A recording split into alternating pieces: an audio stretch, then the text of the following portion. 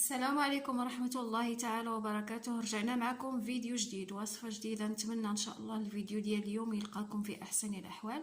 وصفتنا اليوم ان شاء الله هي عبارة عن مربى كيجي ناجح 100% وكيجي لذيذ، مكونات بسيطة. نتمنى ان شاء الله تتبعوا معنا الفيديو حتى الاخير.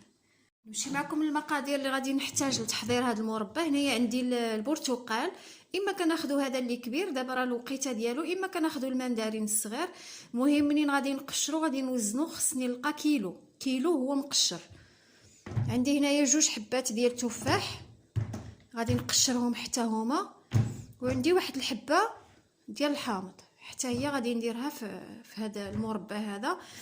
بالنسبه للسكر سنيده عندي هنايا 450 غرام. تقدروا تزيدوا السكر على حسب الحلاوه اللي كتبغيو نتوما. هنايا كناخذ واحد الطنجره بحال هكا، ولا الكوكوط ولا اللي كناخذ هذا القشور ديال التشين بحال هكا، كنقطعوا بهذا الشكل طولي. وهذا القشور هذا انا ما غاديش نرميه، غادي نحتاجو في واحد الوصفه اخرى اللي غادي نصورها معكم ان شاء الله. دابا غادي نجمعو هكا يكون نقي. هذا التشين راه مغسول وممسوح، يتغسل مزيان ويتمسح مع داك الماء اللي فيه. صافي كنبقى نقشرو بحال هكا، وكنحتفظ بهذا القشور هذا. انا نقشر التشين كامل والتفاح والحامض ونرجع معكم. صافي هنايا اخواتي، من بعد ما نقيت الليمون وقشرته وحيدت منه كاع داك البيض، كنقسمو هكا باش الا كان فيه شي عظم كيتحيد. حتى الحامض كذلك نفس الشيء، الا كان فيه هكا شي علفه ولا شي حظم كنحاولوا باش نحيدوها باش ما تمرر ليناش الكوفيته ديالنا. والتفاح ايضا قشرته وقسمته هكا. غادي نوضع عليه هنايا 400، انا درت 450 غرام ديال السكر سنيده. تقدروا نتوما ديروا حتى نص كيلو، المهم على حسب الليمون. الا كان حلو كتنقصوا شويه من السكر، الا كان حامض غادي ديروا 500 غرام في الكيلو ديال التشين. هنايا التشين حتى كنقيوه عاد كنعبروه، كنقيوه من القشره ديالو وداكشي عاد كنعبروه. انا غادي نخلي هذا السكر يطلق مع التشين حتى يطلق الماء ديالو، عاد نرجع معكم باش نطيبوه. اذا اخواتي هنا من بعد ما داب هذاك السكر وطلق هذاك التشين الماء ديالو اولا البرتقال، ها نتوما كيولي.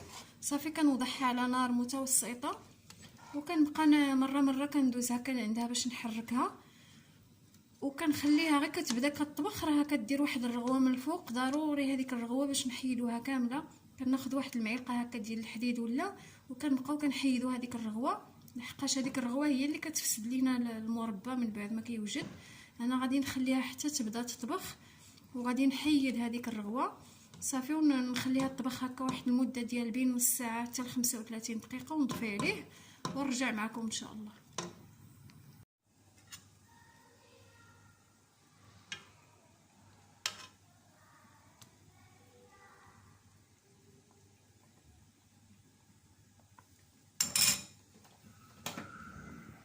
هنايا من بعد البنات ما كيطيب المربى، هانتوما كيجي. انا خليته طفيت عليه وخليته تقريبا الليله كامله حتى برد مزيان. صافي كناخذ واحد الميكسور بحال هكا اولا ديك الطحانه ديال المطيشه، وكنطحنوه. يعني كاين اللي كيبغي هكا يبقاو فيه الطروفه هكا باينين، كاين اللي كيبغيه يجي مطحون مزيان. انا غادي نطحن هاد الكونفيتور ديالي ونرجع معكم. هنايا البنات من بعد ما طحنته، هانتوما الا كان جاكم هكا ثقيل بحال اللي جاني انا غنزيد فيه الكاس ديال العنبه ديال المطايب، وغادي نردو يغلى بين 15 دقيقه حتى ل 20 دقيقه. وإلا بان لكم هكا فيه ديك الكشكوشه ولا ديك الرغوه ضروري ما تحيدوها باش يبقى لكم المربى ديالكم مزيان وما يفسدش. انا غادي نزيد فيه الماء ونطيبو ونرجع معكم اللي يوجد ان شاء الله. وهذا هو المربى من بعد ما وجد. انا خليته طاب تقريبا 20 دقيقه وطفيت عليه. هانتوما كيجي زوين بزاف ولذيذ وناجح 100%. غير ضروري تحيدوا له هذيك الكشكوشه باش ما يفسدش لكم المربى من بعد.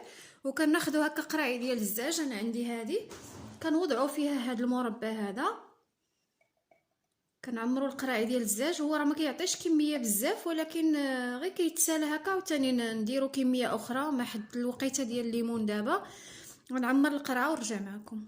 وهذا هو المربى البنات، كيجي في الصراحه زوين بزاف وبنين. نتمنى ان شاء الله تجربوه بهذه الطريقه وينجح معكم. هكا حويجات في الدار بحال هذا المربى في الوقيته ديال الليمون، وايضا الوقيته ديال التفاح، الوقيته ديال الكرموس. كل مره كنديروها هكا حاجه في المنزل، كنعرفوا شنو درنا فيها وكنعرفوا شنو كناكلوا. نتمنى ان شاء الله تعجبكم الفكره وتطبقوها، ونخليكم فيديو اخر ان شاء الله. مع السلامه.